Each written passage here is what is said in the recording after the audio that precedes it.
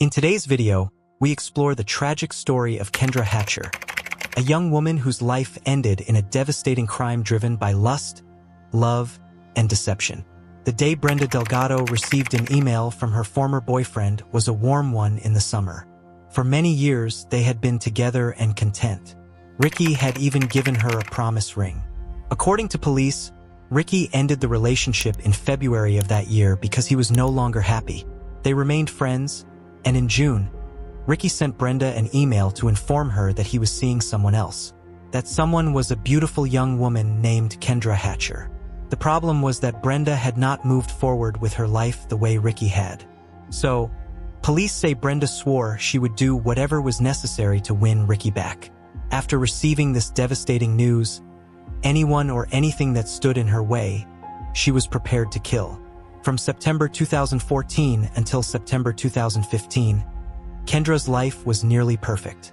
Pleasant Plains, Illinois, was the place where she grew up and became a dentist. Then she moved to Dallas, Texas to start over. Most dentists would leap at the opportunity to begin their own practice after all those years of schooling. Kendra, however, made choices that reflected the kind of person she was.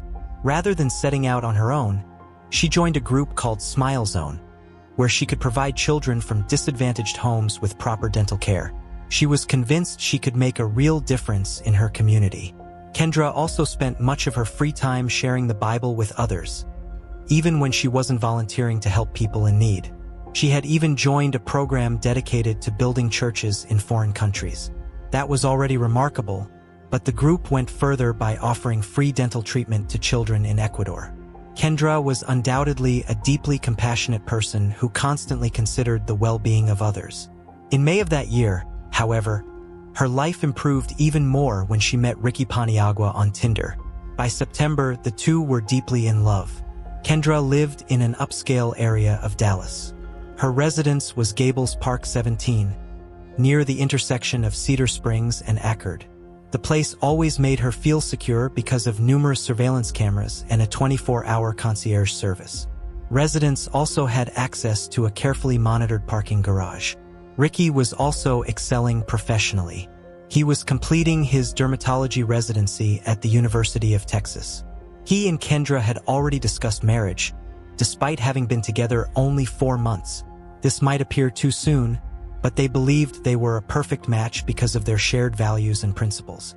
They considered themselves nearly the ideal couple. One acquaintance described Kendra as beautiful, compassionate, and always eager to help anyone in need.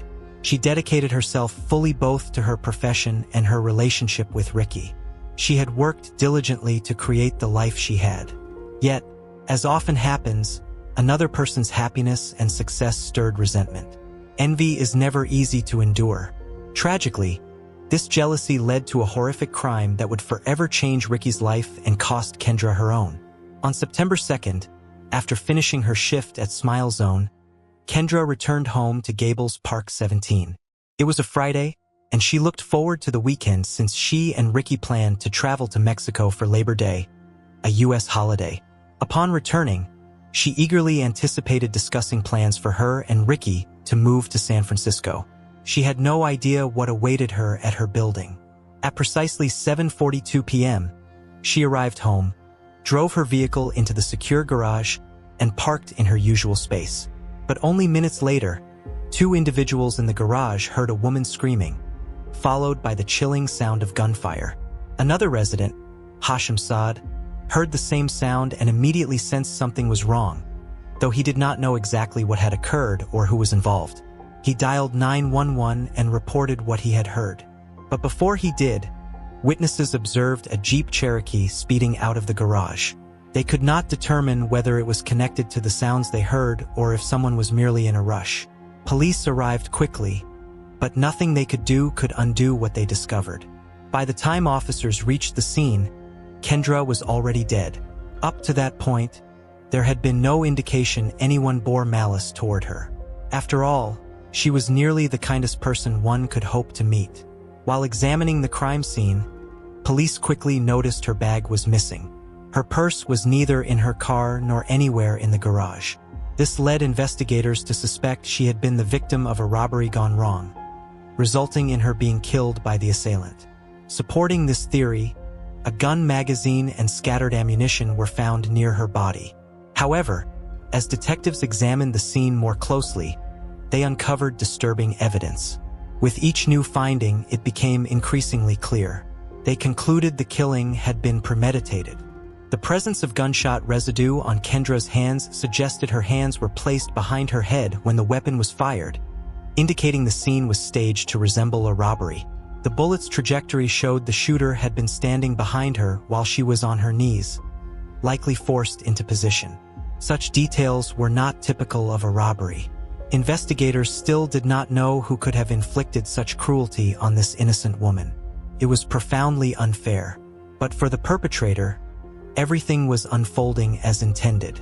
Once the crime scene was processed, officers had to deliver the devastating news to Kendra's boyfriend, Ricky. His grief was immediate and overwhelming.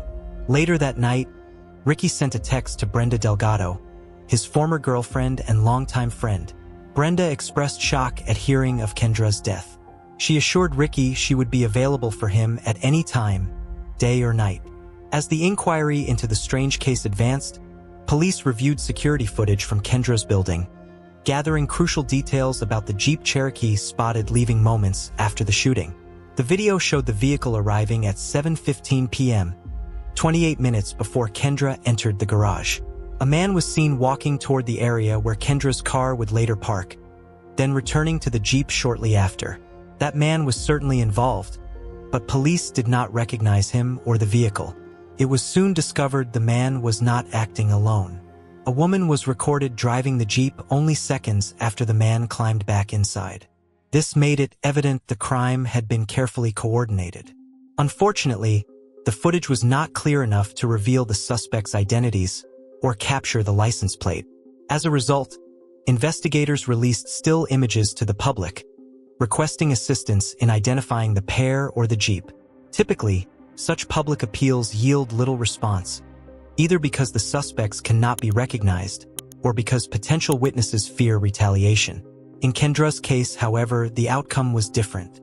Once the stills were released, Jose Luis Ortiz surprised everyone by admitting the Jeep in the footage belonged to him. He insisted he was not present during the crime and had no knowledge his vehicle would become central to a murder investigation. Ordinarily, police might doubt such claims, but Ortiz provided additional information that helped redirect the case. What he revealed was both troubling and infuriating. To investigators' surprise, the first name Ortiz mentioned was Brenda Delgado, Ricky's ex-girlfriend. Brenda's family described her as a kind, caring individual who adhered to Christian values and belonged to a loving household. Ortiz explained that Brenda and 26-year-old Crystal Cortez had asked him on the morning of September 2nd to repair Cortez's car, which had engine trouble. They also requested to borrow his Jeep for the day. He agreed without hesitation, believing the two women needed it for work. He assumed he was simply doing them a favor. They had arranged to meet later that day at Ortiz's residence, but the plan abruptly changed. Brenda called and asked to meet at a nearby Chili's restaurant instead. Ortiz agreed, thinking nothing unusual of the request. But when he arrived, neither the vehicle nor Crystal were there. Eventually, the two women returned the Jeep that evening, but by then Ortiz knew Kendra had been murdered and that his car had been used in the crime. Before contacting police, he confronted Brenda about the images released to the public. She assured him the vehicle on camera was not his but merely resembled it.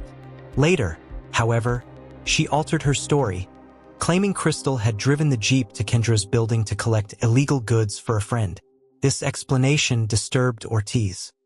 He began to suspect something had gone terribly wrong and feared Kendra had either been caught up in the incident or killed while witnessing it. Once authorities traced the Jeep back to him, Ortiz realized he had to come forward to avoid suspicion falling on him. He also revealed Brenda urged him to stay silent after confessing the Jeep had been used, warning he could lose his U.S. citizenship if implicated. She even suggested he repaint the vehicle to avoid association with the crime, offering to cover the cost. Her deception only deepened Ortiz's suspicions. Determined to clear his name, he told police everything.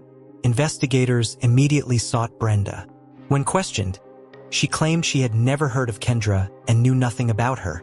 She also provided what she said was an alibi, producing receipts from Chili's and insisting Ortiz could confirm they had dinner together at the time of the murder. Brenda further admitted being with Crystal when they borrowed the Jeep from Ortiz, saying she let Crystal use it for the remainder of the day. This, she said, would help identify the true culprit. Investigators then interviewed Crystal to hear her account. She initially presented an elaborate story. Crystal admitted she was the driver in the surveillance footage but insisted she had acted under duress, with her young son in the car, after being threatened by an armed robber who forced her to drive to Kendra's building. Investigators quickly recognized this as a fabrication, since surveillance showed no child in the Jeep. When confronted directly, Crystal shifted her story once again, a poor tactic with seasoned detectives. She then admitted she had agreed to drive the man to the garage so he could commit a robbery, claiming Brenda had asked her to assist. She maintained she had no knowledge a murder would occur. At this point, Crystal acknowledged her involvement but refused to take the blame alone. She accused Brenda of orchestrating the plan, asserting Brenda had directed her participation because she was enraged that Ricky was seeing someone new. The case was beginning to align. Brenda could not accept Ricky's relationship with Kendra once she discovered it. Police recognized they were uncovering the real motive, but this was only the beginning. Despite still caring deeply for Ricky, Brenda never expressed it openly. Instead, she engaged in increasingly disturbing behavior to monitor him. Ricky dated other women after breaking up with Brenda, but none of those relationships lasted until he met Kendra. Since Ricky and Brenda stayed in contact after their breakup, Ricky believed it proper to inform her by email when he began seeing someone seriously. Brenda appeared supportive, even suggesting they remain friends. Ricky likely appreciated her seemingly mature response, unaware that Brenda was devastated by the news. It profoundly affected her, and soon she and Crystal began plotting to remove Kendra. Brenda withheld many details from Crystal, but Crystal soon realized the gravity of their actions and chose to cooperate with prosecutors in hopes of a reduced sentence. She revealed that only 2 weeks after meeting, Brenda confided she wanted Kendra gone from Ricky's life, even if it meant murder. Ordinarily, such a revelation would end a friendship, but Crystal agreed surprisingly quickly. Early signs showed Brenda's obsession with Ricky and Kendra's relationship was interfering with her life. She even missed work shifts while preoccupied with following Ricky. Her behavior escalated further when she hacked into his email and discovered plans for both a vacation and a move to begin a new life together. Her deteriorating mental state was evident.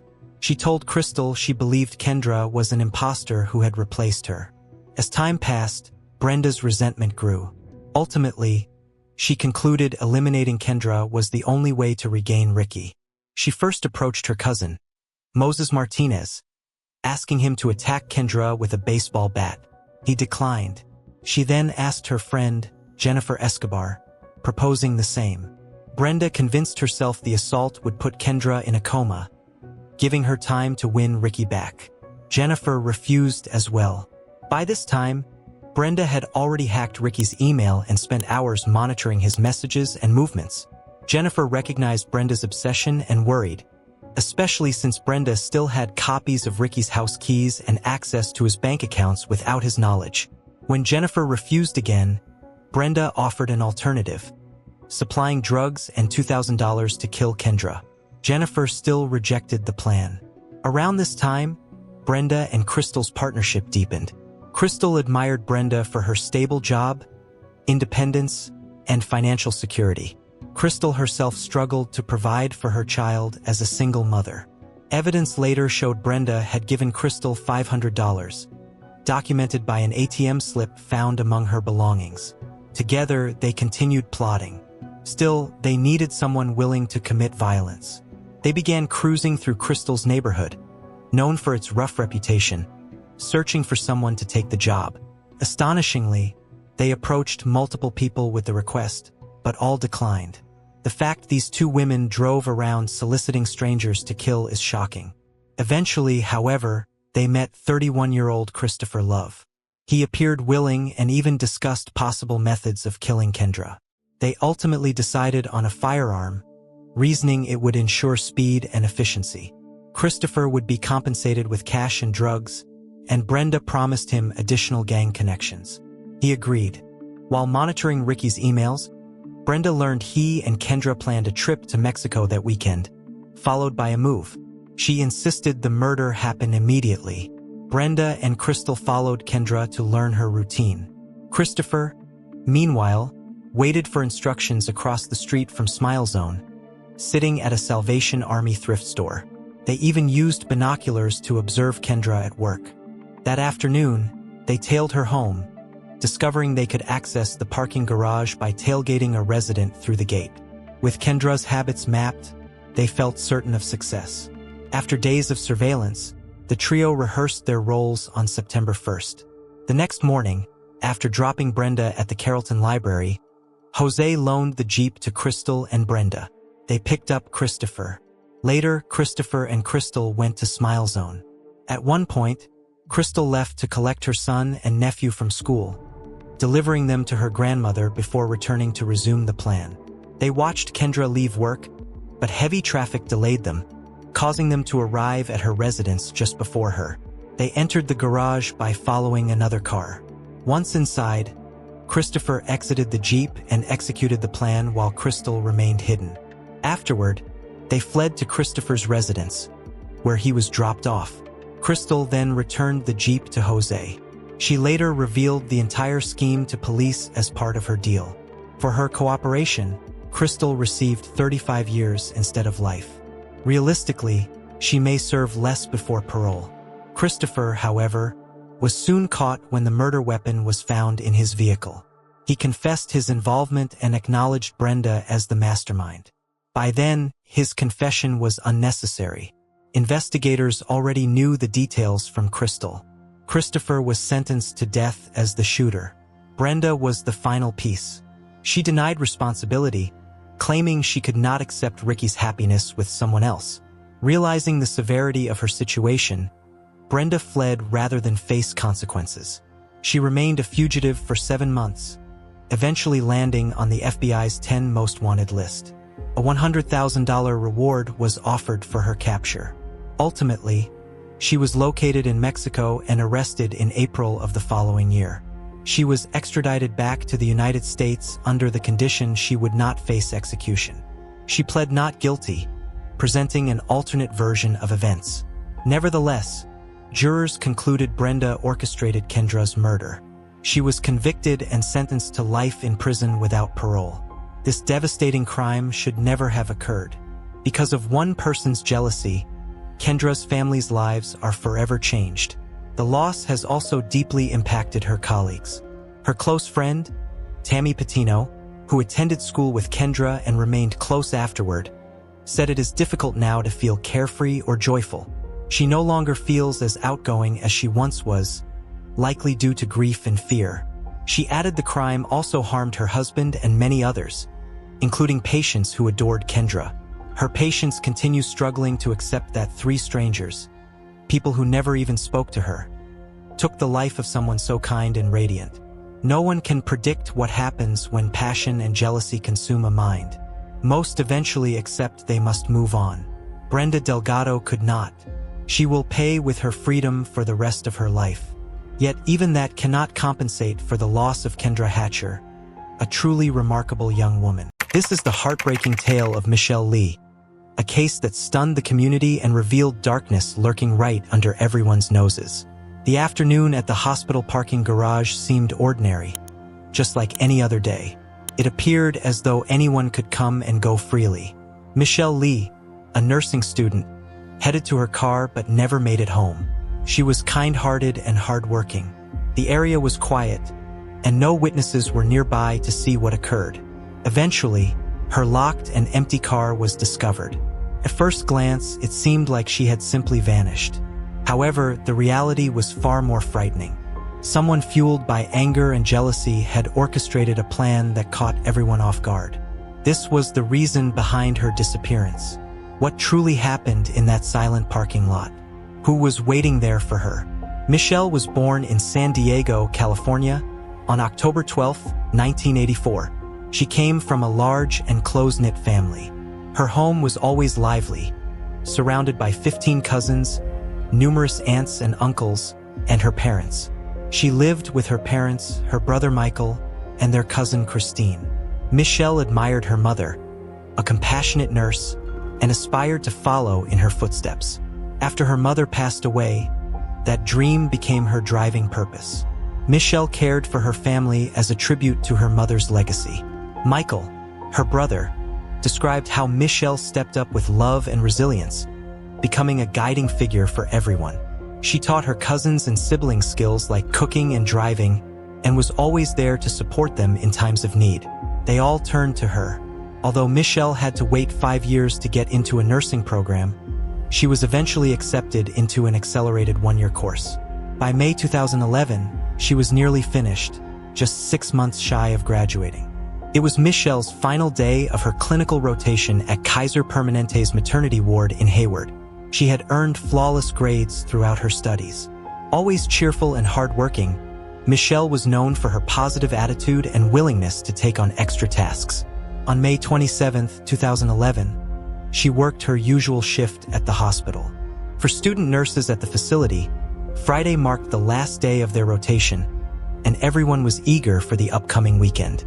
Michelle had plans to travel to Reno to visit friends.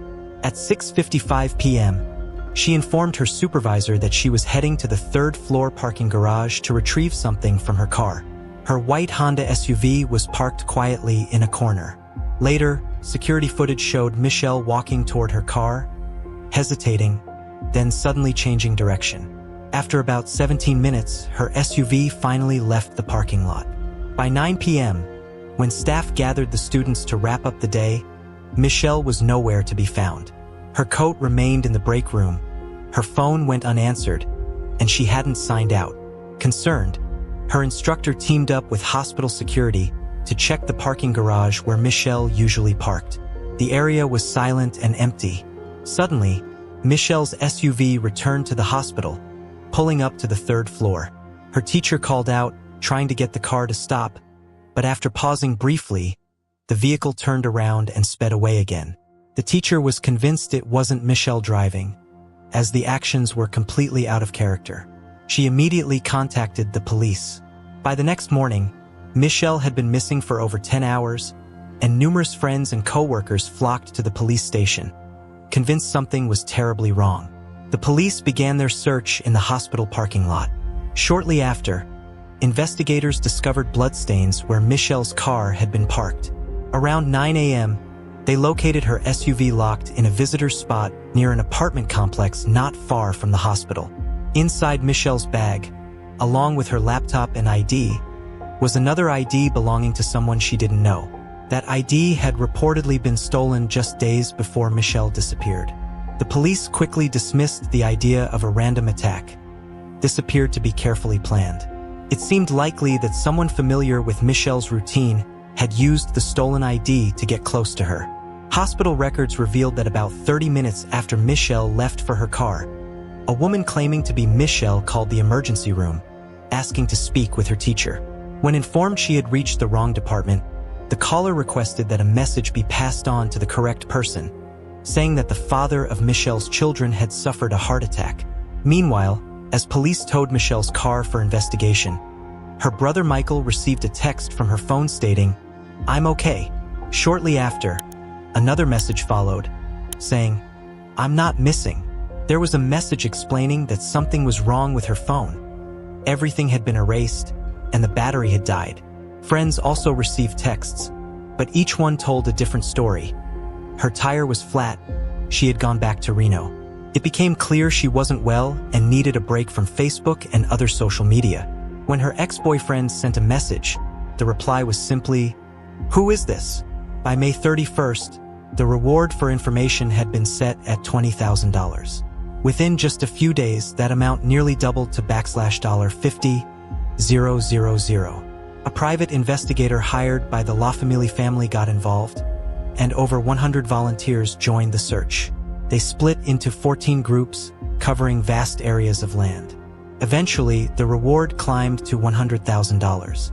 As police continued their investigation into Michelle's life, they kept returning to the name Giselle Esteban, an old friend.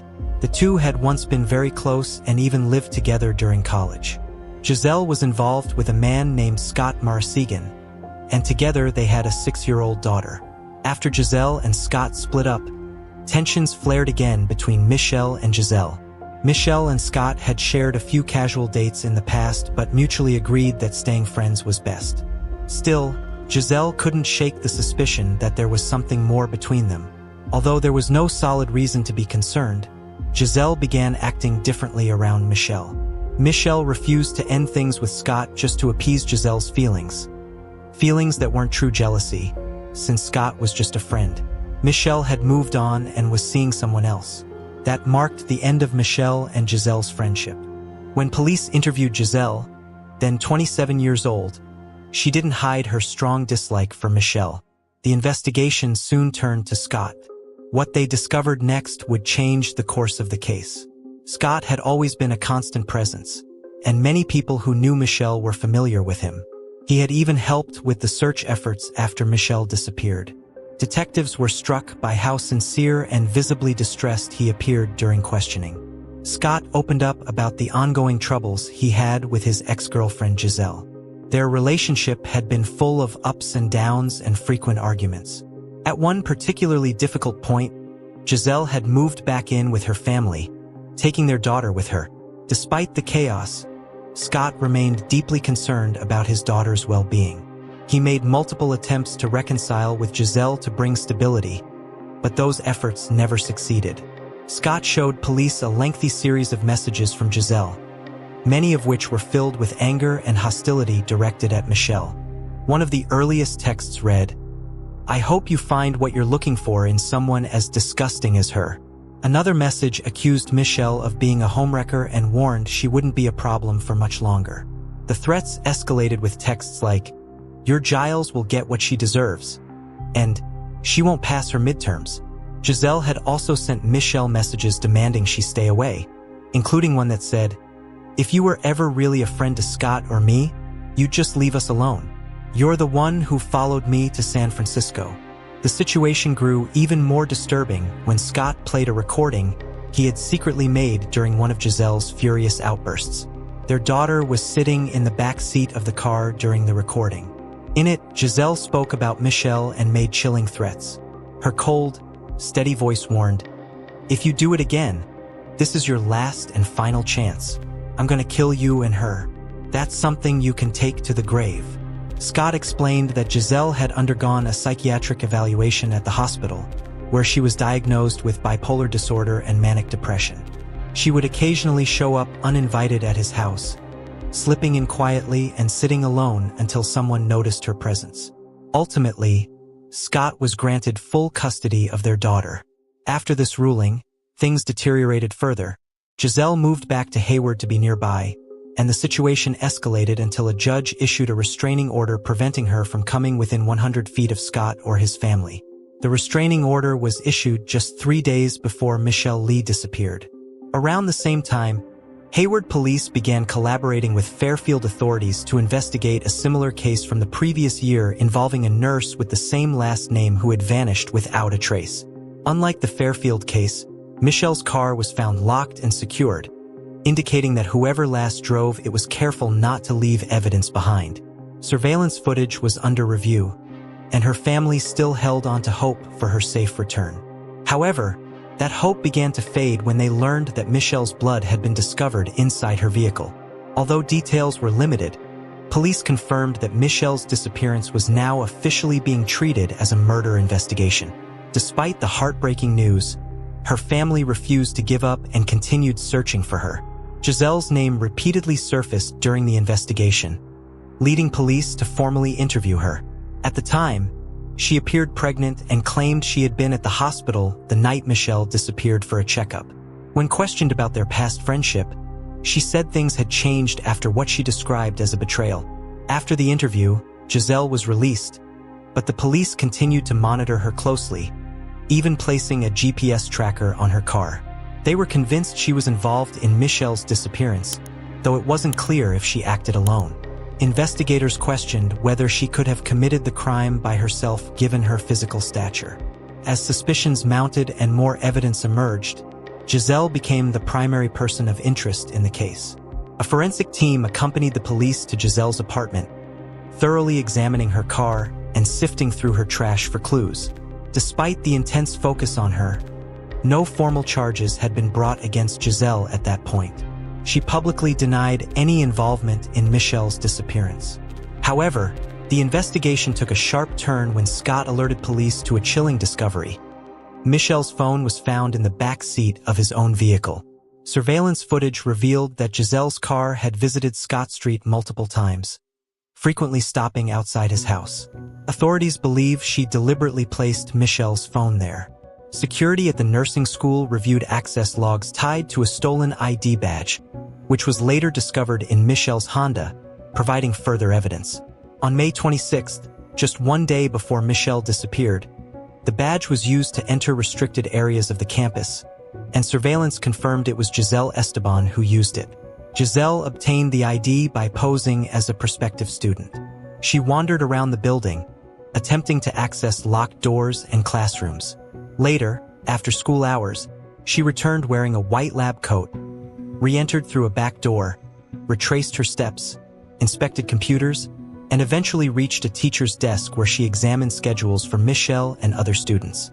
With this knowledge of Michelle's whereabouts and class dismissal times, Giselle had everything she needed. Cell phone records revealed that Michelle's and Giselle's phones were located in the same area simultaneously after Michelle disappeared. Witnesses saw Giselle enter an Apple store the following day, where she asked staff to unlock an iPhone, claiming her daughter had accidentally locked it. After gaining access, she left the store and was captured on surveillance footage, using the phone to send deceptive messages to Michelle's friends from a nearby restaurant. Cell tower data confirmed it was Michelle's phone, which Giselle was using while impersonating her, as shown in the video. Despite the absence of a body, investigators had amassed substantial evidence. Giselle Esteban, age 27, was arrested at her home and charged with first-degree murder. Michelle's blood was discovered on the soles of a pair of shoes found near Giselle's front door.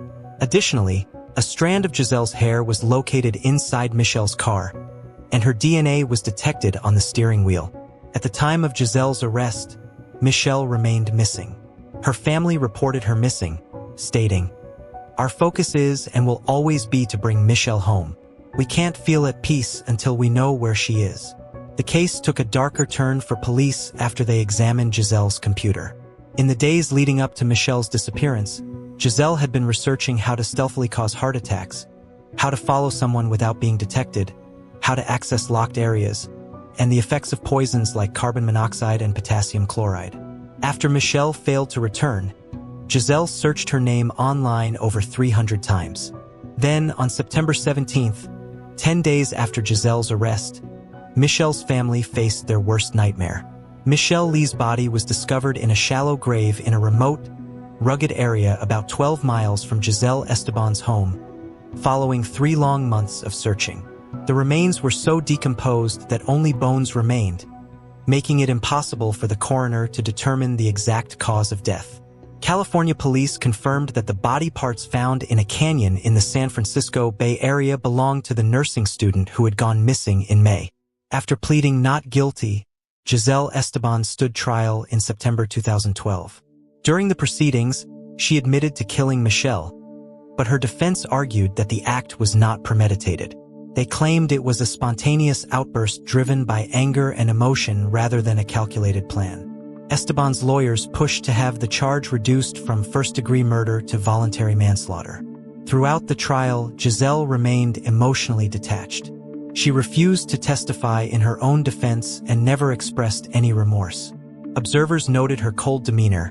She sat motionless, expressionless, avoiding eye contact, and showed no reaction to the emotional testimonies from Michelle's family. Certain key details about the encounter remained unclear. Prosecutors presented a compelling theory suggesting that Giselle either waited in the parking garage knowing Michelle's routine or deliberately lured her there with a message. Giselle used Michelle's schedule to know exactly when to catch her off guard and attack her violently, likely with a sharp weapon. This explanation accounted for the presence of Michelle's blood, the swift nature of the crime, and how Giselle managed to conceal Michelle in the back of the car and leave without drawing attention. The prosecutor described the crime in stark terms, calling Giselle a sociopath and emphasizing that this was not a spontaneous act. He argued that the attack was carefully planned and deliberate, catching the victim completely unaware. The jury found Giselle Esteban guilty of first-degree murder. True to form, she remained emotionless as the verdict was announced. Later, she even remarked that if she had been on the jury, she probably would have found herself guilty as well. The judge, a veteran of decades on the bench, described the evidence as some of the most disturbing he had ever encountered in court. Giselle Esteban was sentenced to 25 years to life in prison. One family was shattered by a pointless act of violence, while another was devastated by its consequences.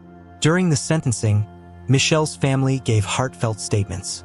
When her brother Michael spoke about Michelle's dream of becoming a nurse like their late mother, he broke down in tears. Those dreams were cruelly ended in a hospital parking garage in the Bay Area. Jealousy and false assumptions led someone to take her life. Prosecutors explained that Giselle was convinced Michelle was trying to steal her boyfriend, despite having no evidence. That mistaken belief ultimately resulted in murder. While serving her sentence, Giselle later gave birth to a son. The baby's father was granted custody of the child. Although rumors circulated that Scott was the father, he denied it, and the true identity of the child's father remains unknown. Following Michelle's death, her family channeled their grief into activism, working with organizations dedicated to finding missing persons and raising awareness for other victims. Michelle's brother, Michael, found some comfort in believing that she was reunited with their mother. That thought, he said, helped ease some of the fear and pain. On the evening of March 8, 2020, Brittany Way-Lockie, a 16-year-old high school student from a small rural town in Nevada, suddenly disappeared. She left the youth center after band rehearsal and was never seen again. Within hours, phone calls started pouring in. Panic spread. Search efforts began. But beneath what seemed like an ordinary Sunday, something far more sinister was developing. Every step Brittany took, every message she sent, and every movement shown on Snap Map would soon fall under an overwhelming level of scrutiny. What started as a troubling disappearance soon became one of the most shocking cases in Elko County's history. It wasn't just that it unfolded unseen in the desert. What was far more disturbing was who she was with and what happened to her in her final moments. Gabrielle Brittany Louis-Larkey was born on June 4, 2003, in Colorado. Her birth certificate recorded her name as Gabrielle Lynn, but from a young age she chose to be called Brittany. According to her family, this was entirely her decision, a way of shaping her own identity. In 2010, the family relocated to Spring Creek in Elko County, Nevada, due to work. Her father, James Wheelock, had accepted a position with a gold mining company. Her mother, Alicia, devoted herself to raising the children and maintaining stability at home. Although her parents later divorced, they continued to work together for Brittany's well-being and for her younger brother, James, staying involved in her life while keeping their relationship neutral and conflict-free. From an early age, she was drawn to the outdoors, with horses and animal care becoming central to her daily life. By the age of 9, she was already riding her horse among herds, displaying skills that were traditional in the region. For someone so young, however, trainers and neighbors noted her confidence in the saddle and her independence. Brittany competed in youth rodeos and even earned the symbolic title of Rodeo Queen, a role in her community that suggested strong promise for her future. Her interests, however, extended beyond ranch life. In talks with friends, Brittany shared her hopes for the future, weighing two very different paths: joining the Navy with plans to work in psychological support, or pursuing a career as a special effects makeup artist. This contrast reflected how open she was to multiple possibilities at once. Adolescence, however, became a challenging period. At school, Brittany was subjected to aggressive behavior from her peers. From the age of 14, patterns of sustained pressure began to surface. According to her mother, Brittany often returned home after school feeling depressed, became socially withdrawn, and slowly lost the motivation to attend classes. The family chose to step away from traditional schooling and arranged for homeschooling. With official approval from the school district, Brittany also began working at a local ranch alongside her studies. She was responsible for caring for animals, cleaning pastures, and managing basic maintenance duties. Her employer frequently praised her reliability and discipline, noting that she required no reminders or supervision. Her work in agriculture blended naturally with her responsibilities at home and the time she spent with her father. James was her closest confidant. They practiced music together, discussed future plans, and he was the first to sense that something was wrong. On the day Brittany disappeared, this was the image she represented. Independent, hardworking, and deeply connected to local traditions, yet looking far beyond the boundaries of her small hometown. Up until the spring of 2020, Brittany's life appeared to be the beginning of a teenager's path, with major choices still ahead. Spring Creek is a small community in northeastern Nevada, located in Elko County. The town was established in the 1970s as a residential community for gold mine workers, and that economic base has largely remained the same. Many families still depend on mining jobs from nearby sites. The area combines suburban and rural elements, with paved roads, gas stations, and grocery stores existing alongside open pastures and private ranches. The population sits at just over 20,000, and most residents know one another by name. The traditions of the American West are deeply embedded in the local culture. Rodeo, cowboy hats, and working with livestock are not merely symbolic. They are integral to everyday life for teenagers. Horseback riding and rodeo participation often play a role in shaping social status. The region has a low crime rate. Bryce Edward Dickey was born and raised in the same county as Brittany Alaki. He was involved in the Spring Creek youth scene, competed in rodeo, and regularly attended school events. He had known the Alaki family since his early teenage years.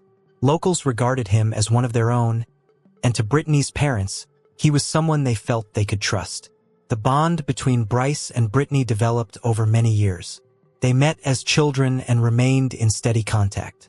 He was 2 years older and often viewed as a protector, particularly within the rodeo community where teenagers spent long hours together. Brittany's parents not only approved of the friendship, they actively encouraged it. Bryce was seen as mature and reliable. He spent a lot of time at their home, shared meals with the family, helped with chores, and was one of the few people they trusted to look after their daughter. Among other teens, Bryce carried a strong reputation. He was confident, skilled with horses, and knew how to present himself in public. He had the look and charm that appealed to people in the rural South. He was well-liked, but as he grew older, certain behavioral patterns began to emerge, patterns that went unnoticed for far too long. One of the earliest warning signs appeared in his romantic relationships. During the trial, a former girlfriend testified that Bryce had crossed serious boundaries. She testified that during private encounters, he used choking techniques without her consent. Her requests for him to stop were ignored, and the incidents occurred at least 4 times. One of these took place on the same day as a candlelight vigil for Brittany, a detail that added a deeply disturbing dimension to the case. Despite what he knew, Bryce remained highly visible in the days following Brittany's disappearance. He participated in public searches, reposted missing person alerts, and expressed sympathy online, presenting himself as a grieving friend. For many, it was a shock when the truth began to surface. Bryce wasn't just connected to Brittany, he played a role in her fate. Throughout the investigation, he maintained a confident demeanor, sticking firmly to a fabricated version of events. But detectives noticed early signs of inconsistency. His emotional reactions didn't match the seriousness of the situation, even as evidence began to challenge his account. He showed no panic or remorse. At trial, the defense tried to depict Bryce as a young man caught in circumstances beyond his control, but a combination of digital traces and circumstantial evidence quickly dismantled that story. Sunday afternoon, March 8, 2020, began like any other. Brittany joined her father, James, at the Spring Creek Community Center for one of his music rehearsals, a routine they both enjoyed. He played while she supported him as he worked on the sound equipment. Brittany sat in the hall, scrolling through her phone and chatting on Snapchat. At exactly 3:30 p.m., She turned to her dad and said, "Bryce is coming to pick me up. I'll be back soon." That was all she said. No further explanation. According to James, she left in good spirits. A familiar blue pickup truck waited outside, with Bryce Dickey behind the wheel. Brittany waved goodbye, got in, and the truck drove off. It was the last time her family saw her. Later, Bryce claimed they hadn't been together long and said he dropped Brittany near the school parking lot, where she was supposedly meeting someone else. When pressed for details, his account grew vague. He mentioned a stranger in a cowboy hat driving a green vehicle with decals, someone he couldn't name or describe further. Investigators were skeptical from the start. It was Sunday. No school, no activity on campus.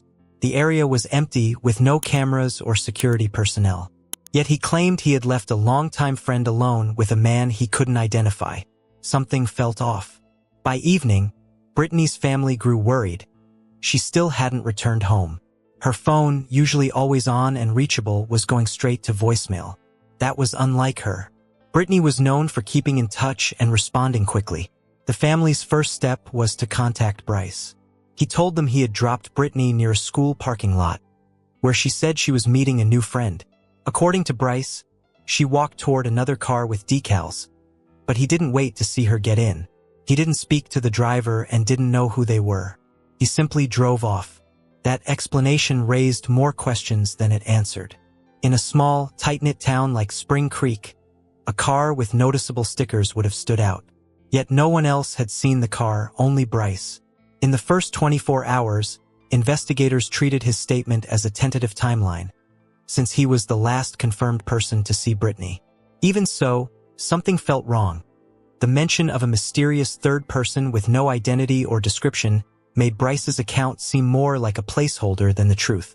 There was roughly a 2-hour gap between the moment Brittany got into Bryce's truck and the first failed call to her phone. Around 5:30 p.m., her cell either died or was turned off manually. Up to that point, there had been no signs of trouble.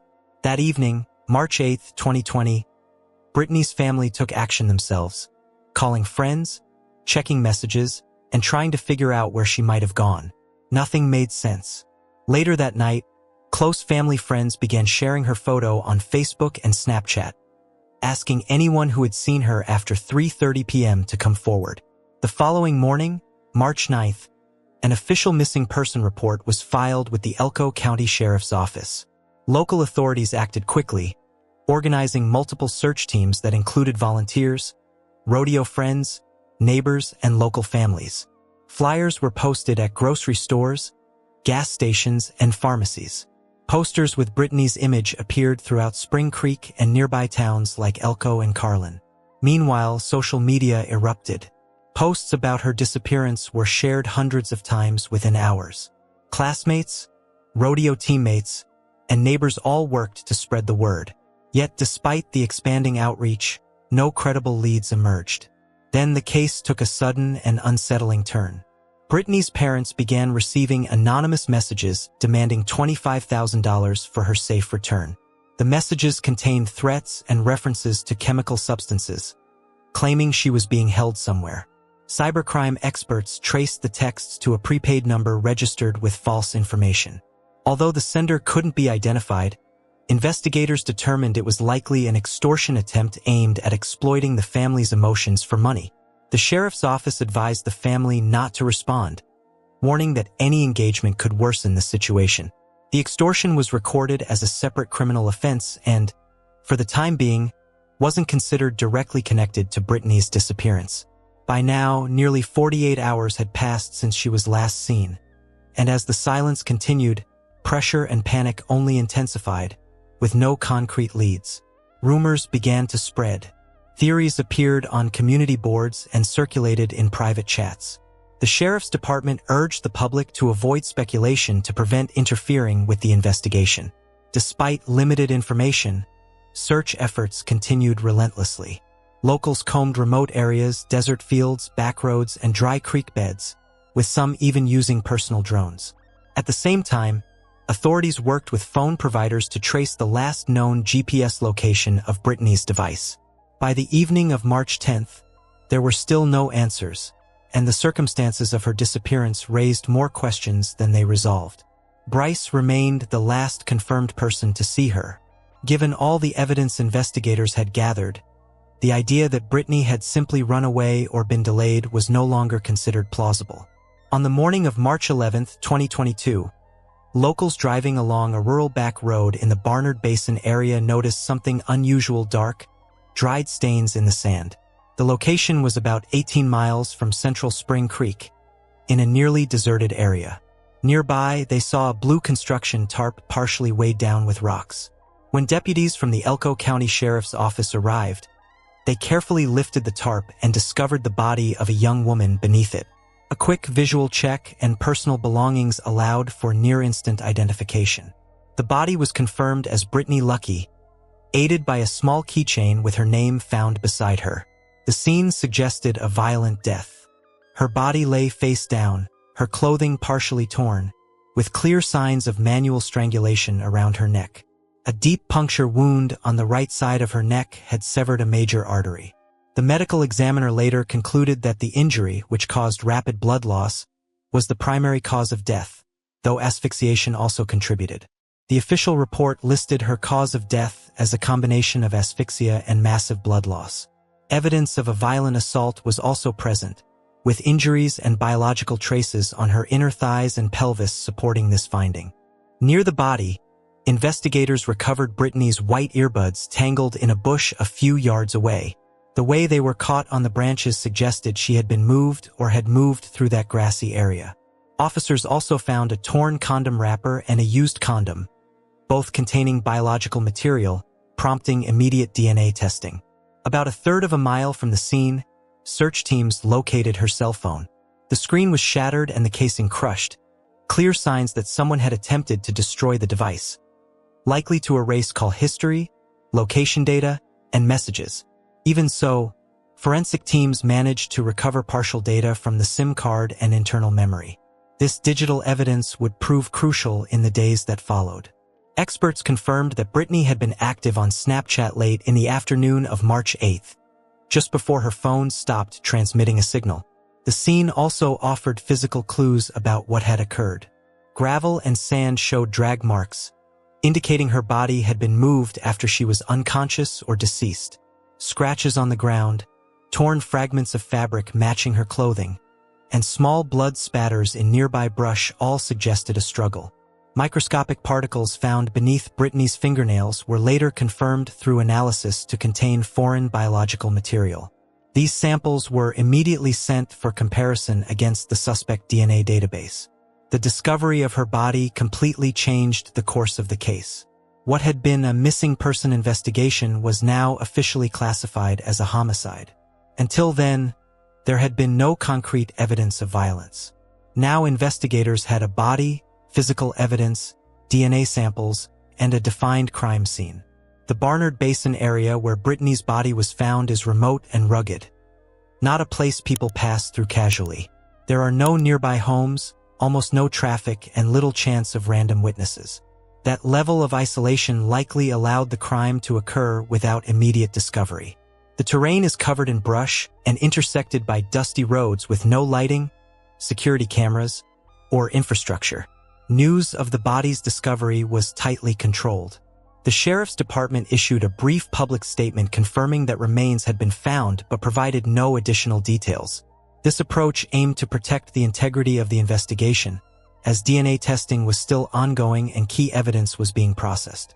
That same evening, Brittany's family was formally notified, with officers and crisis counselors present to offer support.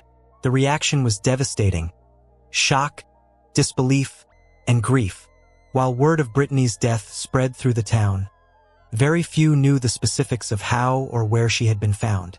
With the homicide officially confirmed, the investigation intensified.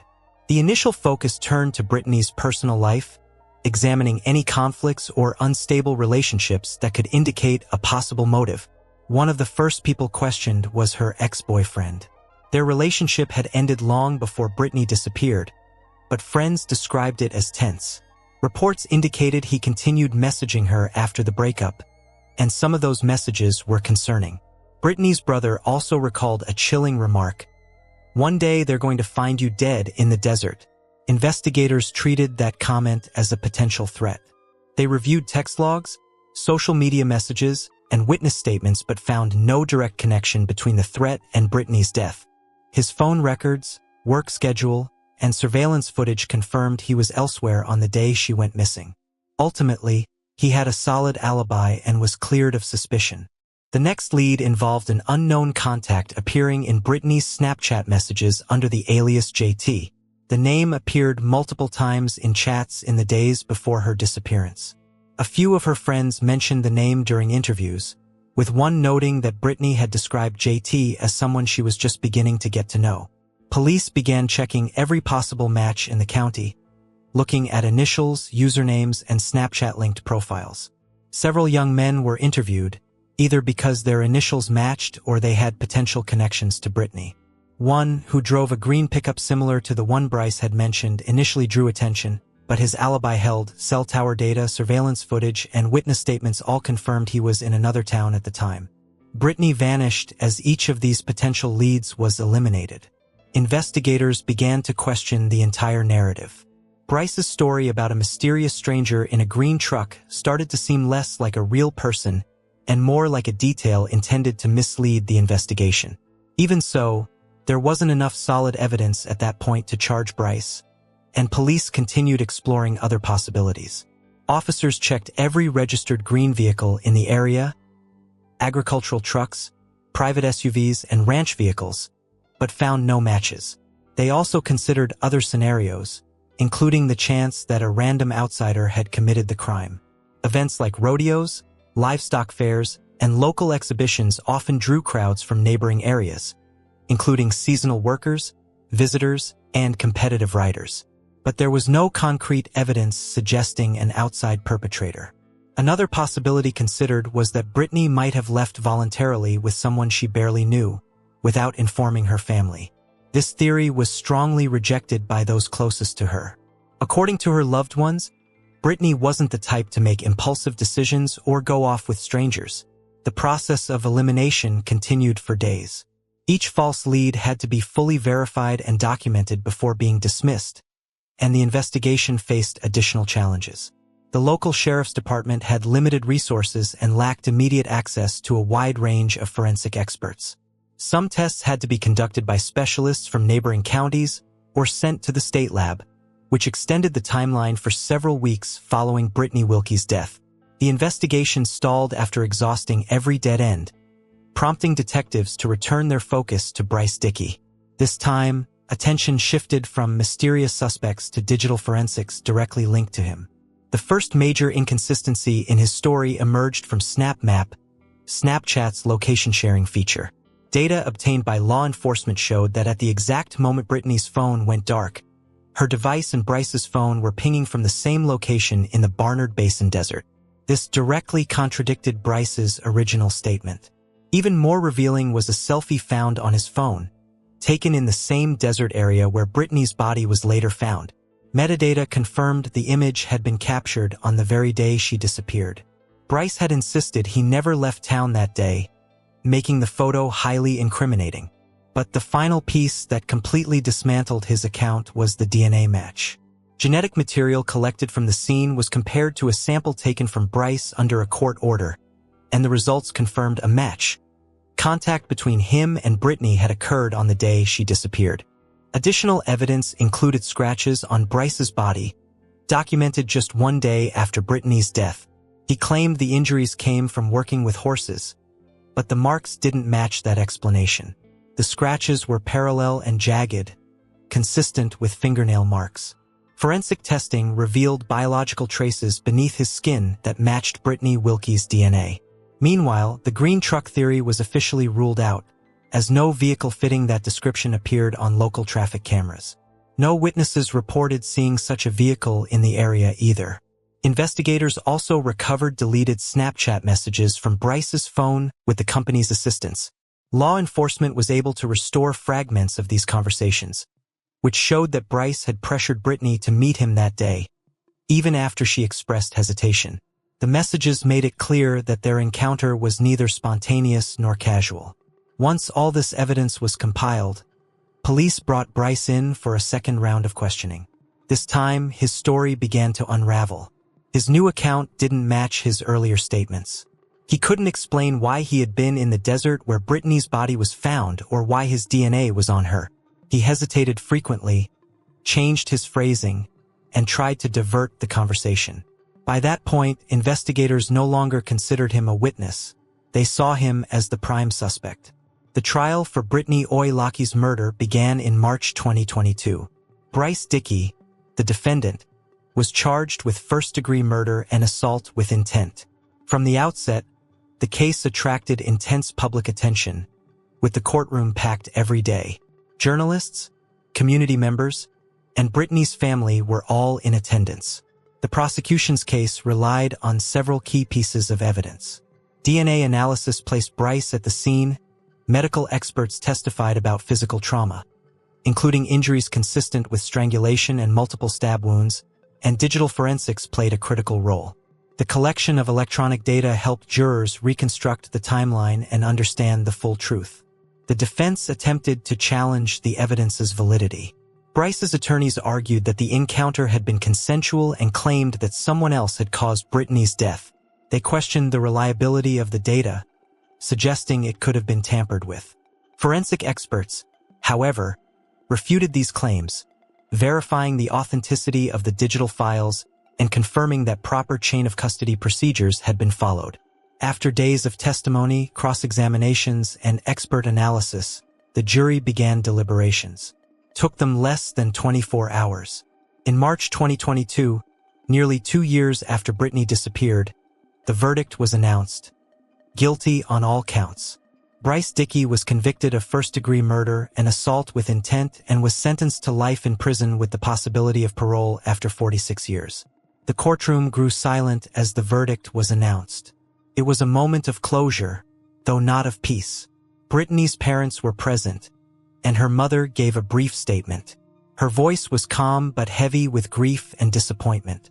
She said that no verdict could ever replace her daughter, but she hoped it would serve as a warning. Trust should never be given blindly, especially in a town like Spring Creek, where everyone knows one another. Bryce wasn't just another defendant. He was part of the community's fabric. The reaction was intense, and the sense of betrayal ran deep. Even among those who barely knew the Wilkie family, former friends and classmates of Bryce expressed their shock publicly. They remembered him as quiet, polite, and even kind, but his role in such a brutal crime shattered any illusion that appearances reflect true character. The day began like any other in Brisbane. Hannah Clark secured her 3 children in the car for the routine school drop-off. But within moments, everything took a horrific turn. A man washing his vehicle heard her terrified screams. A driver passing by saw her engulfed in flames as she tried to flee. A neighbor hurried over with a fire extinguisher, only to witness the car erupt in an explosion. What was unfolding? Why was Hannah crying out for her children? And who was the man beside her clutching jerry cans of fuel? This was no accident. It was something far more sinister, a nightmare that had been escalating for years. Hannah Clark was born on September 8, 1988, in Brisbane, Australia, to her devoted parents, Sue and Lloyd. From the start, she was known for her bright, outgoing nature and boundless energy. She had an effortless way of lifting people's spirits, and even as a child, she dreamed of becoming a mother. She was deeply connected to her younger brother, often stepping into a protective, caring role as the older sibling. Gifted in athletics, Hannah became a standout in trampoline gymnastics, representing her state by the age of 16. Her strong leadership became evident in her final year of school, when she was selected as school captain, a role reserved for students admired and respected by their peers. After finishing school, she followed her passion for helping young people, teaching children's gymnastics at the Police Citizens Youth Club. She met Rowan Baxter while working there when she was 20 and he was 31, a meeting that would ultimately alter the course of her life. Rowan, born on May 9, 1977, in New Zealand, had grown up amid turmoil and uncertainty. His father's imprisonment during his early years left a lasting mark on his childhood. Family members remembered Rowan as a volatile child with a disturbing streak of cruelty. One cousin even admitted to being afraid of him, linking his behavior to a deeply ingrained family history of misogyny. Despite his troubled beginnings, Rowan pursued athletics, playing rugby for Tauranga Boys College before earning a contract with the New Zealand Warriors rugby league team in 2005. Although he was technically part of the team, he never appeared in an official match, earning only a modest $10,000 yearly contract. Even so, he often introduced himself as a former professional rugby player, using the title to elevate his reputation in both personal and work environments. Those who knew Rowan described him as extremely competitive, controlling, and quick to anger. He had an overpowering need to assert dominance over others and could not tolerate rejection. Before crossing paths with Hannah, Rowan had already been married and had a son from that relationship. He married at 18, while his wife was only 16. By the time their son reached the age of 2, Rowan's controlling behavior had become intolerable. His wife wanted to leave, but he refused to allow her to walk away. He turned to stalking and intimidation. In one disturbing incident, he told her he had placed a hosepipe in his car and had considered a dark fate for himself and their child. Feeling cornered and unsafe, she remained with him despite her fear. In 2008, while Hannah was coaching gymnastics, Rowan's son took part in one of her classes. That moment marked Hannah and Rowan's first meeting, even though he was still married at the time. He began pursuing Hannah, insisting his marriage was already finished and that he was only living with his wife for their son's well-being. Just a few months into their affair, Rowan formally ended his marriage, moved out, and agreed to co-parent. Yet his aggressive behavior didn't fade. He continued to intimidate his ex-wife whenever conflicts over parenting arose. Around 6 months into his relationship with Hannah, she discovered she was pregnant. Although she wanted to keep the baby, Rowan pressured her to terminate the pregnancy, insisting she was too young to handle the responsibility. In October 2012, Hannah and Rowan married, and at the time, she was 14 weeks pregnant with their first child. Soon after the wedding, Rowan stopped paying child support for the son from his previous marriage. On April 10, 2013, their daughter Aaliyah was born. She grew into a bright, expressive child who loved reading and had a strong sense of right and wrong. Even at a young age, she noticed how her father treated her mother and wasn't afraid to challenge him. In January 2015, with their shared passion for fitness, the couple opened a gym they named Integrate Gym. Though Hannah's parents and another investor helped fund the gym, the business ultimately struggled to stay afloat. During this period, their second daughter, Liana, was born on March 19, 2015. She had a gentle, calming presence and often played the role of mediator in the household. Strongly resembling Hannah, she would try to soothe her father whenever he lashed out in anger. Their third and youngest child, Trey, arrived on December 4, 2016. Trey, deeply attached to his mother, loved to run and play but was most content when close to her. As the years went on, Rowan's behavior grew even more controlling and hostile. His possessiveness over Hannah only intensified. He further curtailed her independence by insisting they share a joint Facebook account, refusing to let her have one of her own. Gradually, he cut her off from her previously close family, severely limiting her contact with them. His need for control extended to the children as well. If they didn't tidy up quickly enough, he would throw their toys away. He canceled activities they looked forward to as a way to punish Hannah. Once, after an argument, Rowan left the house with the children in tears. Hannah called her mother to talk, but later Rowan confronted her and repeated the entire conversation back to her, word for word. When she asked how he knew, he told a coworker he had accidentally left his phone recording. The coworker expressed concern, pointing out that secretly recording Hannah was wrong, but Rowan brushed it off. He also exerted control over their intimate life, demanding daily compliance, and if she refused, he would provoke arguments that made her life unbearable. In one especially frightening incident, he smashed her watch in a violent outburst before storming out of the house. Terrified that he might harm himself, Hannah called her mother in a panic. Fearing the worst, her parents drove around Brisbane searching for him. When Rowan eventually returned, He claimed he had gone to a church parking lot and had come close to ending his own life. By November 2019, Hannah had reached her limit. Desperate to get away, she reached out to a family violence resource center, sharing her fears and her uncertainty about how to leave safely, convinced that Rowan was watching her every move. With their help, she formed an escape plan. In December 2019, she put it into action. Taking only what she absolutely needed, Hannah picked up Aaliyah from school and went directly to her best friend's home. She left her phone in the car, believing Rowan was tracking her movements. The following day, she moved into her parents' home. On December 4th, Rowan contacted Relationships Australia, an organization that supports families in crisis. They offered him a counseling session for December 10th, but he never confirmed or showed up. 10 days later, on December 14th, he went to his doctor and revealed that Hannah had left him and taken the children. He admitted he struggled with control and broke down crying as he expressed regret for his behavior. He returned on December 16th for a mental health appointment and was prescribed temazepam, a medication commonly used for sleep problems. Meanwhile, on December 6th, Hannah pursued legal protection. She went to the police, where she was advised to apply for a domestic violence order against Rowan.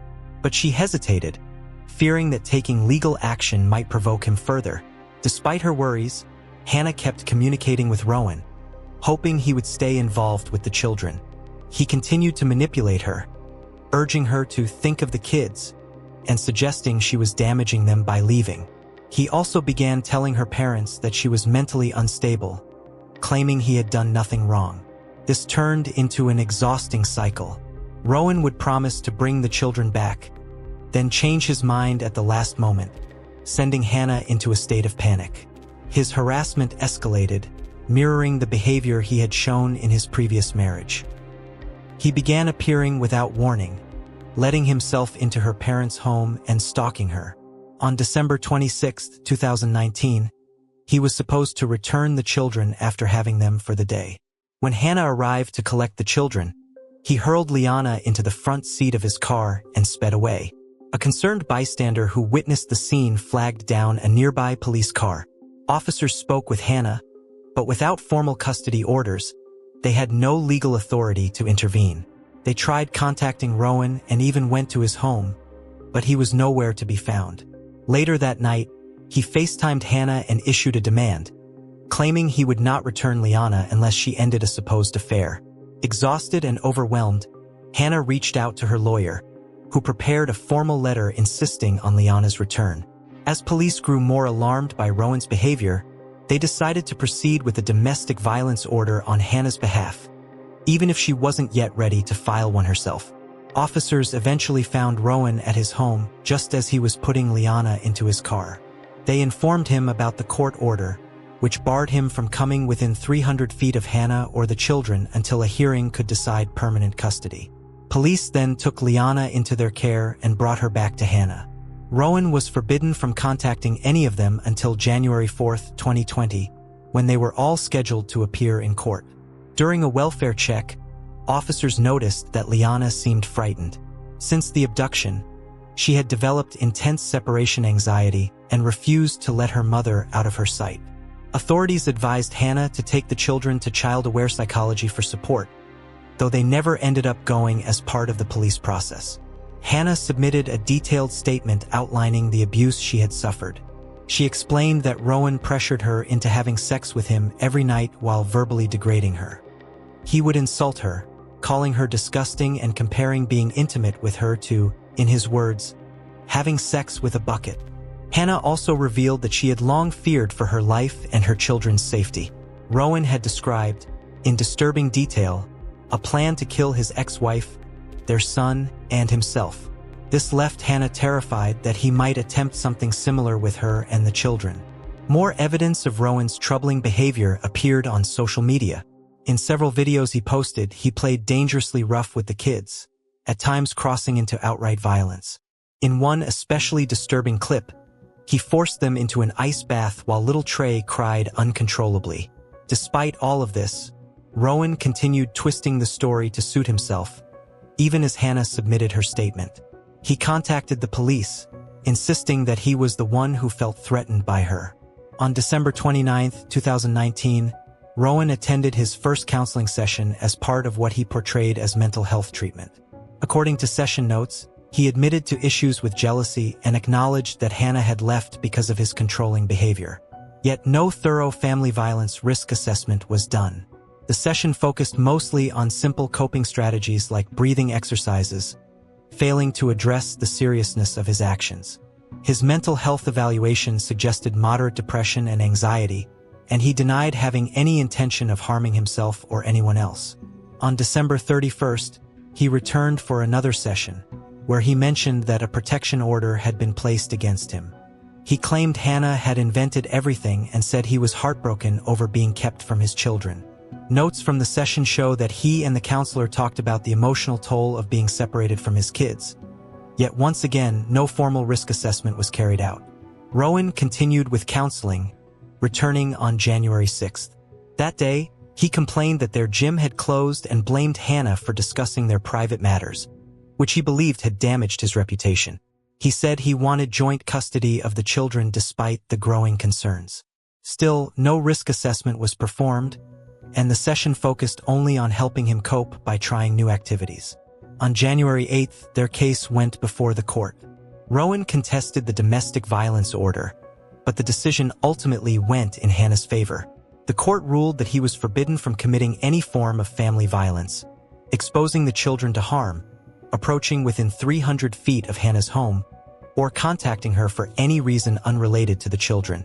Ignoring the setback, Rowan sought legal guidance from a men's legal service on January 17th. He claimed he feared Hannah and believed she intended to take the children and vanish, cutting him out of their lives entirely. Meanwhile, his behavior grew even more disturbing. He began showing up at the same cafes and stores as Hannah, encounters that happened far too often to be coincidence. She grew increasingly convinced he had placed a tracking device on her car. Rowan's monitoring of her intensified after he attended another counseling session on January 21st, during which he insisted he was being unfairly portrayed as mentally unstable to limit his access to the children. Determined to overturn the domestic violence order, his lawyer submitted a letter to the court arguing that Hannah had only sought it to regain custody of Liana. On January 23rd, the court issued its final custody ruling, granting Hannah full custody while giving Rowan alternating weekends with the children. Every other week, they were to stay with him from Thursday to Friday, with shared holidays and scheduled FaceTime calls. All exchanges were required to take place at Hannah's parents' home. Despite the formal arrangements, the children were clearly distressed by the situation. They often expressed hesitation about seeing their father, especially Aaliyah. During one overnight stay, Aaliyah called Hannah crying, saying they were driving somewhere but she didn't know where they were being taken. On January 31st, Rowan returned Trey later than the agreed-upon time. When Hannah unbuckled her son from the car, she noticed explicit photos of herself left deliberately in view.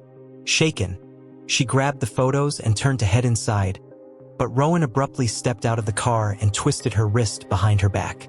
Alarmed, Hannah's mother immediately called the police. Rowan denied everything and tried to file a domestic violence order against Hannah in retaliation. A doctor later confirmed that Hannah had a sprained wrist and fitted her with a splint.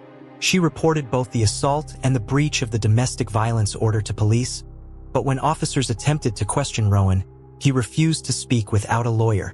Meanwhile, Rowan's life was falling apart.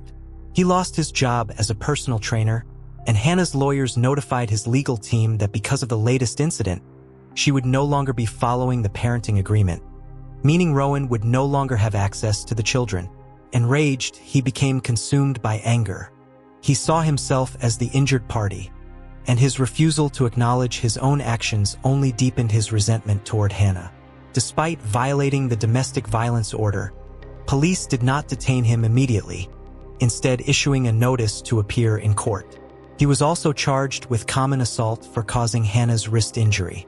On February 17th, Rowan went to a hardware store and bought zip ties, a jerry can, and denatured alcohol.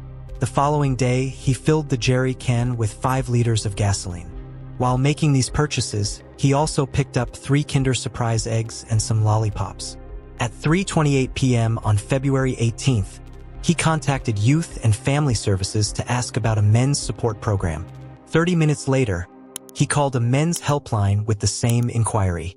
That evening, at 6:25 p.m., he phoned a friend in tears, saying he was unable to see his children. After a long moment of silence during the scheduled FaceTime call, he didn't speak at all, only sat there crying. Sensing something terribly wrong, Hannah felt a chilling certainty that danger was close. She confided in her mother, saying she needed to write a will because if Rowan killed her, he would end up in prison, and someone would have to raise the children. She also told a friend at the gym that she believed Rowan was going to harm the kids, or worse. Her deepest fears were about to come true. On the morning of February 19, 2020, Hannah and her mother followed their usual routine and went to the gym.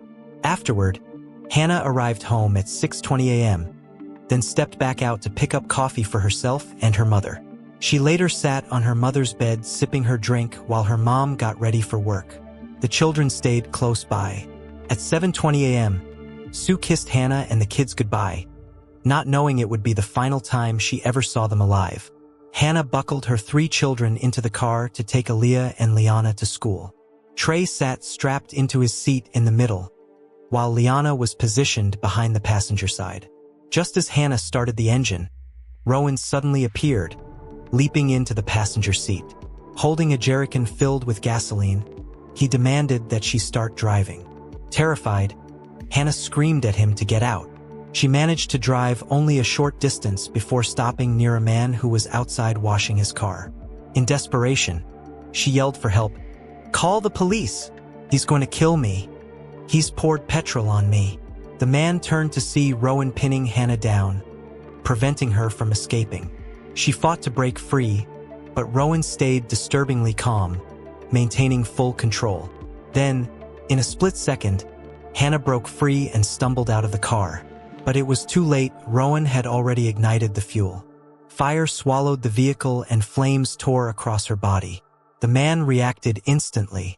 Seeing her burning, he shouted for her to roll on the ground while he grabbed his hose to put out the fire. Once he managed to extinguish the flames on Hannah, he turned the water on Rowan, whose clothes had also caught alight.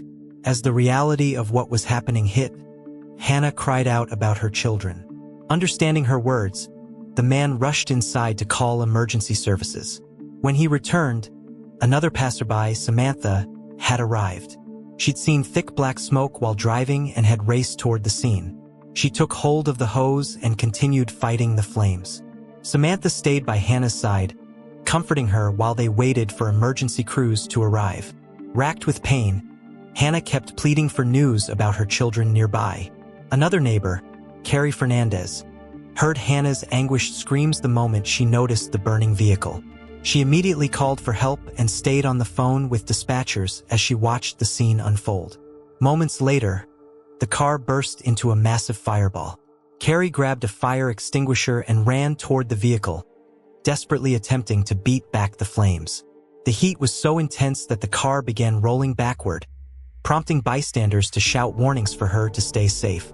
Hannah, barely able to stay on her feet, cried out in overwhelming despair, "My kids!" Investigators would later learn that Rowan had placed the fuel-filled jerry cans directly in front of Aaliyah's seat, ensuring the explosion ignited right where her feet had been. Although Rowan wasn't carrying any fuel himself, each of the children had fuel on them, and so did Hannah. As the blaze intensified, Rowan suddenly dove back into the burning car. For a brief moment, it looked like he might be attempting to rescue the children, but instead he grabbed something and leapt out again. A bystander quickly realized what Rowan had taken: a knife. Understanding the danger, he shouted a warning to Carrie Fernandez, who was still trying to control the fire with the extinguisher. She stepped back as Rowan, now armed, prepared for his final act. Without pause, Rowan knelt down, placed the knife's tip against his chest, and threw himself onto it. He curled up on the ground and died soon afterward. The destruction Rowan caused could never be undone. In just one morning, he ended the lives of his 3 children, Aaliyah, Liana, and Trey, and left Hannah with burns over nearly her entire body. Even as first responders reached the scene, Hannah could only think of her kids. She kept pleading, "Are they okay? Did someone get them out?" But the paramedics already knew the reality. There were no words that could lessen her suffering. Instead, they encouraged her to concentrate on her own survival, aware she had only moments before she would lose consciousness. Hannah called her father, and when Lloyd Clark answered, he heard nothing but silence. He assumed it was an accidental call, maybe from one of the children, and ended the call. Only later did he discover the tragic meaning behind it. It had been Hannah unable to speak, making one last attempt to reach out to her dad. At 4:50 p.m. that same day, Hannah succumbed to her injuries. She was the last in her family to die. After Rowan's death, authorities found a chilling note on his phone. It read, "I'm finishing your game. I don't want to play anymore. You can't mess with someone's life like this and expect them to take it. I have told the kids that you love them. They will miss you, I'm sure." Autopsy reports revealed the full horror of what had happened. Hannah died from multi-organ failure due to the severity of her burns. Alea, only 6 years old, suffered burns over 100% of her body. Her blood showed toxic levels of carbon monoxide, but that was not what killed her. This meant she was still alive as the fire overtook her. Liana, only 4, died from a combination of severe burns, smoke inhalation, and other injuries caused by the blaze. Trey, barely 2, suffered the same tragic end.